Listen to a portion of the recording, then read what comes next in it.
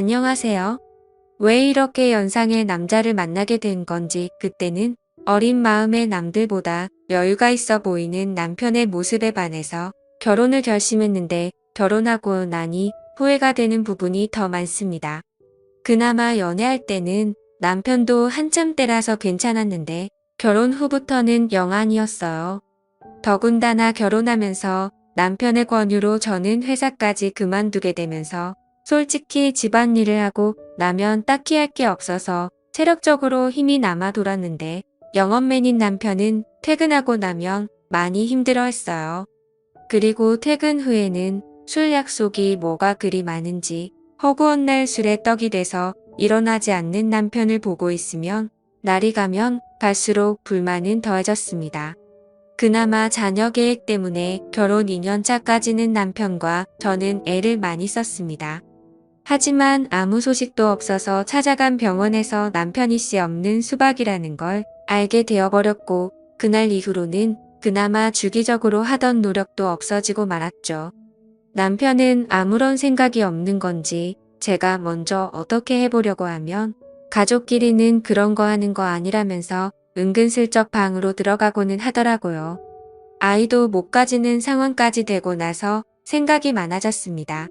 정말 이럴 거면 회사는 왜 그만뒀는지, 그리고 이렇게 나이 많고 체력도 좋지 않은 남자랑은 왜 결혼을 한 건지 후회가 되었어요. 사실 저는 회사 일을 정말 좋아했거든요.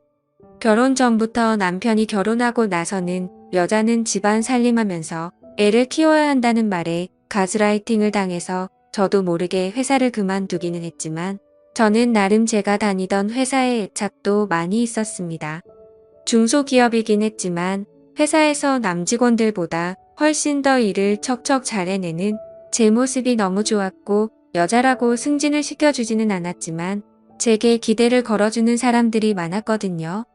심지어 부장님이나 부사장님까지도 저를 좋게 봐주셔서 저한테 이런저런 남자들을 소개를 시켜주거나 그런 일도 종종 있고는 했어요. 당시에는 남편과 연애를 하고 있었음에도 저는 그런 소개 자리를 거절하지는 않았습니다. 더욱더 안타까운 건 남편보다 조건이 좋은 남자들도 많았지만 그 당시에는 남편보다 저를 만족시켜주는 사람은 없었거든요. 그랬던 남자가 지금에 와서는 왜 저 모양 저 꼴이 된 건지 정말 밤마다 짜증이 납니다. 이혼 사유가 될 수 있다는 말이 거짓말이거나 지어낸 건지 알았는데 그게 아닌 것 같아요. 진짜 미리 알 수만 있었더라면 현재의 남편을 고르지 않고 다른 사람을 고르고 싶다는 생각뿐입니다. 그래도 남편은 저한테 상냥했어요. 8살 연하의 와이프라 그런지 저를 공주 대하듯 대해줬고 자기 때문에 직장까지 그만둔 저에게 물심양면으로 지원을 해줬습니다. 딱 부부끼리에 그거 하나 빼고 다 잘해줬어요. 솔직히 이렇게 친절하거나 그러지라도 않았다면 아마 진작에 이혼을 했을 수도 있었겠네요. 말씀드렸다시피 저는 일 처리도 정확하고 배우는 것도 빠른 사람이었어요. 어차피 저는 전업주부로 평생을 살아야 할 팔자가 되어버렸는데 집에서만 있는 건 제게 정말 고역이었습니다. 계획적이고 손도 빠른 편이라서 집안일이 아무리 많아도 점심때가 되기도 전에 웬만한 건 다 끝내서 딱히 집에서 할 게 없었고 무료했어요. 그 시간을 활용해서 저를 위해 쓰면 더 좋은 삶을 살 수 있겠다고 스스로를 위안하면서 밀렸던 독서도 해보고 싶은 공부도 해봤지만 밀려오는 부족함은 채워지지가 않았어요. 우울증까지는 아니었지만 집에 돌아온 남편에게 투정도 많이 했지만 남편은 항상 피곤하다, 내일도 운전하면서 하루 종일 돌아다녀야 하기 때문에 체력을 비축해야 한다 하는 말도 안 되는 변명을 하면서 빠져나가기 바빴습니다. 그래서 저는 그때 당시에 집에 있으면서 살이 엄청 많이 찌게 되었습니다. 결혼 전에는 남편도 첫눈에 반하게 만들고 여기저기 직장 동료들한테 소개팅도 받아서 다니고 하면서 나름 남자 혈압 올리던 미모가 있었는데 집에만 있고 외출을 하지 않으니 화장도 안 하게 되고 살이 많이 찌게 되면서 결혼하기 전에 입던 옷들은 사이즈가 맞지 않아 입지도 못하게 되고 점점 제가 매력이 없어지는 것 같았습니다. 그리고 제가 살이 많이 찌게 된 이후로는 자격지심 때문인지 모르겠는데 남편도 저를 더 피한다고 생각을 했어요. 자존감이 낮아질 대로 낮아져 있던 그때 재활용을 하는 날 분리수거를 하다가 아파트 단지에서 이웃을 한 명 만나게 됩니다. 처음 보는 여자였는데 나이는 저보다 어려 보였어요. 아주 옷이며 신발도 잔뜩 비싼 브랜드로 도배해서 나와가지고는 재활용 분리수거를 하고 있는 거 아니겠어요? 사실 처음에는 속으로 욕을 했어요. 어지간히 돈 자랑을 하고 싶나 보다 싶었거든요. 이 시간에 분리수거를 하러 나온 걸 보니 저처럼 전업주부인 것 같은데 집에만 있으면서 저렇게 차려입고 다닐 필요가 있나 싶었거든요. 저랑 거의 똑같은 타이밍에 나왔는데도 불구하고 경비 아저씨가 저는 본체 만체도 안 하고 그 여자만 도와주는 것도 굉장히 기분이 나빴습니다. 아마 낮아진 제 자존감 때문이겠지요. 그런데 그때쯤부터 느낀 건데 분리수거를 하는 날마다 저랑 같은 시간에 나오는 것 아니겠어요? 그런데 나올 때마다 입고 있는 옷이며 신발이면 매번 다른 걸 입고 나오는 겁니다. 아무튼 그때부터 저는 그 여자와 안면을 트게 되었고 그냥 인사 정도만 나누는 사이가 되었어요. 하루는 집 근처에 있는 마트에서 장을 보고 나오는 길이었습니다. 장바구니가 3개가 꽉 찰 정도로 장을 많이 본 날이었어요. 하나는 어깨에 들쳐업고 양손 하나씩 무거운 장바구니를 들고 집으로 돌아가려는데 누가 차 경적을 울리더라고요. 그래서 길을 비켜줬는데도 계속 빵빵거리길래 뒤돌아보니 그 여자가 딱 보기에도 비싸 보이는 외제차를 끌고 창문을 내린 뒤에 저를 부르는 겁니다. 집에 가는 길이냐고 물어보면서 자기도 집에 가고 있으니 태워주겠다고요. 솔직히 조금 자존심이 상했습니다. 차 안에 탔는데 그 여자와 제가 비교가 많이 되었거든요. 빛과 번쩍한 외제차에 그 외제차만큼 고급져 보이는 명품들 풀 메이크업을 하고 머리까지 윤기가 철철 흐르더군요. 그에 비해 저는 그냥 누가 봐도 동네 아줌마 같아 보이는 평범한 복장에 슬리퍼를 신고 있었고 머리는 그냥 관리하기 편하게 적당히 촌스러운 파마를 하고 있었으니 말이죠. 괜히 차를 얻어 탔나 싶었습니다. 그리고 저는 제가 솔직히 그 여자가 그렇게 자기의 재력과 아름다움을 뽐내면서 자존감을 채우는데 이용된 희생양이라고 생각했어요. 정말 짧은 시간이었는데 오만 가지 생각이 다 들더라고요.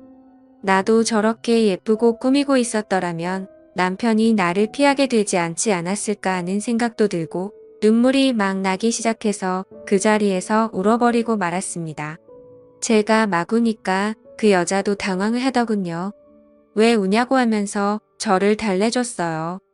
허세와 허용이 가득하고 자기의 만족을 위해 남을 절망시키는 아주 나쁜 여자라고 생각했는데 제가 엄청 오해를 했습니다. 그 여자는 저를 진심으로 위로를 해줬어요.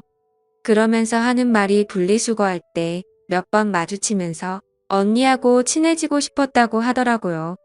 아파트 단지에 자기랑 잘 맞을 것 같은 여자가 한 명도 없는데 딱 언니만큼은 처음 느낌부터 뭐가 팍팍 하고 왔다고 하면서 말입니다. 그래서 제가 당신같이 젊고 예쁘고 능력 있어 보이는 아가씨가 나랑 친해져서는 어디에 쓰겠냐고 거짓말하지 말라고 했습니다. 그랬더니 그녀가 하는 말이 언니가 꾸미지를 않아서 그렇지 자기가 봤을 때는 언니가 자기보다 훨씬 예쁠 거라고 하면서 저를 추켜 세워주더군요. 그 여자가 하는 말이 100% 진심이라고 생각하지는 않았지만 또 위로를 받고 나니 기분이 썩 나쁘지가 않았네요. 그때부터 이 여자하고는 친하게 지냈습니다. 이 여자도 제가 예상한 대로 전업주부의 삶을 살고 있었고 매일같이 집에서만 보내는 게 무료한데 자기 남편이 워낙에 의심이 많아서 자기가 혼자 다니는 걸 원하지 않아 했다고 하네요. 그래서 그 여자는 그 여자 나름대로 같은 아파트에 사는 이웃 중에 자기와 잘 맞을 것 같은 사람을 찾아다녔던 겁니다. 그리고 그 여자는 저를 발견한 거고요. 안목이 있는 여자라는 생각이 들었어요. 제가 그 당시에 꾸미는 것도 포기하고 살도 많이 쪄 있는 상황이었지만 왕년에는 엄청 잘 나갔었다는 거를 본능적으로 눈치를 채고 있었던 거잖아요. 아무튼 제 인생은 그 여자를 만나면서 급박하게 변하게 되었습니다. 그 여자를 따라다니면서 동네에 있는 헬스장도 다니고 요가도 배우고 관리도 받으며 잃어버린 저의 미모를 다시 되찾기 시작했어요. 적당히 관리하기 편한 꼽을 머리도 그만두고 미용실에 가서 관리도 받아보고 옷도 후줄근해져서 목이 늘어난 티셔츠는 다 가져다 버리고 그 여자만큼 비싼 브랜드 옷을 사지는 못했지만 적당히 괜찮은 옷들로 제 옷장을 다시 채워나갔습니다. 그리고 제가 관리를 받으며 살이 빠지기 시작한 그때 드디어 각방을 쓰던 남편도 혼자 자니까 너무 춥다며 방으로 돌아왔습니다. 남편이 다시 저를 여자로 봐주면 기쁠 거라고 생각했는데 하나도 기쁘지가 않았습니다. 느릿느릿한 거북이인 저와 결승점까지 전력 질주를 하는 토끼 같은 남편이었거든요. 동화 속 토끼는 결승점에 다다르기 전에 잠깐 쉬었다라도 가지. 결승점까지 혼자 전력 질주를 해버리니 느릿느릿한 거북이는 결승점까지 한참 남았는데도 그 차이가 너무 커져버리니 혼자 꾸역꾸역 끝까지 가는 것보다 그냥 경기를 포기하게 되더라고요. 그날 이후로 제 옆으로 돌아오려는 남편이 정말 꼴보기가 싫었어요. 그래서 코를 고는 소리가 너무 시끄러워서 잠을 못 자겠다고 다시 혼자 쓰던 방으로 돌려보내버렸습니다. 그 이야기를 같이 다니게 된 그 여자에게 했더니 100번 1000번 잘한 거라고 하면서 언니가 빨리 자존감을 찾은 것 같아 다행이라며 제 편을 들어줬습니다.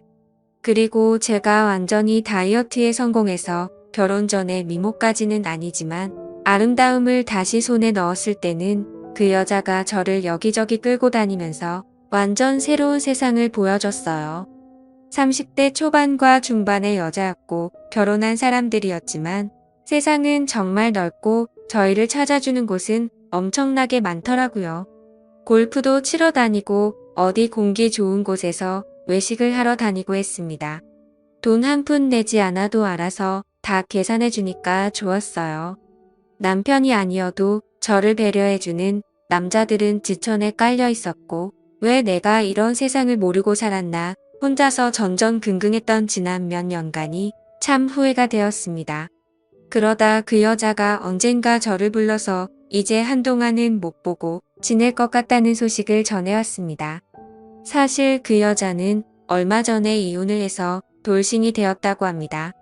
남편이 제법 벌이가 괜찮아서 호의호식을 하고 있는 걸로 알았는데 말이죠. 그래서 그녀에게 앞으로 어떻게 할 거냐고 물어봤어요. 저는 사실 이 여자가 여기저기 막 고르고 다녀서 이혼을 당한 거라고 생각했거든요. 그런데 그게 아니었습니다. 그녀가 남편을 차버린 거였어요. 어떻게 할 거냐 하는 건 쓸데없는 걱정이었던 거죠.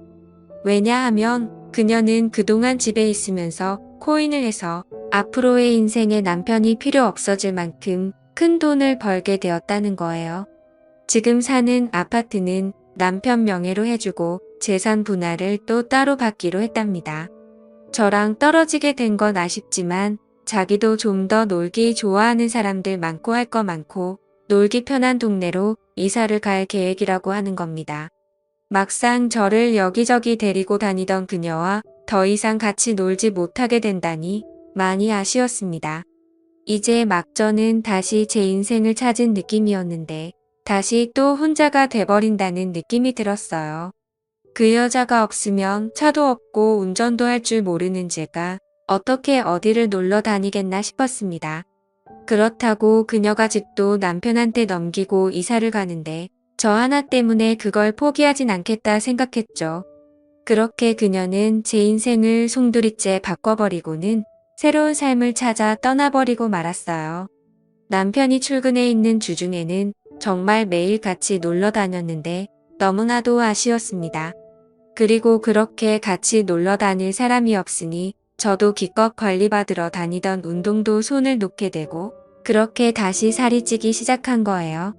그러다 이렇게 되면 안 되겠다는 생각이 들었습니다. 그리고 그 여자처럼 자주적으로 살고 싶어졌어요. 투자 같은 건 전혀 모르지만 제가 같이 놀면서 느낀 바 그 여자가 그렇게 썩 머리가 좋아 보이지는 않았는데 코인으로 돈을 벌었다니 저는 일한 경험도 있고 능력이 있던 사람이니 제가 코인을 시작하면 그녀보다 더 큰 돈을 벌 수 있지 않을까 하는 자신감이 생겼어요. 제가 돈을 벌게 되면 남편 때문에 포기해야 했던 제 인생을 다시 시작할 수 있다고 생각했습니다. 그 돈으로 차를 사고 운전을 배우고 하면 저 혼자서 못 놀러 다닐 것도 없다고 생각했고 차가 생기면 이사를 가버린 그 여자를 만나서 예전처럼 둘이 같이 다녀도 되는 게 아니겠나 하는 생각이 들었어요. 다만 제가 코인을 시작하기에는 커다란 문제가 있었습니다. 제가 전업주부를 하면서 실질적으로 돈을 벌어오는 남편이 경제권을 가지고 있었고 저는 그때그때 생활비를 타서 썼기 때문이에요. 코인을 하려면 자본금이 필요할 텐데 남편에게 이야기하지 않고 사는 그 자본금을 만들 방법이 없었던 상황입니다. 은행 대출부터 여성 전용 대출 같은 사금융권까지 알아보다가 아무리 그래도 리스크가 있는 투자인데 빚을 내면서 하는 건 아닌 것 같다는 생각이 들어서 차라리 남편한테 솔직히 말하고 허락을 받아내겠다는 생각을 했습니다.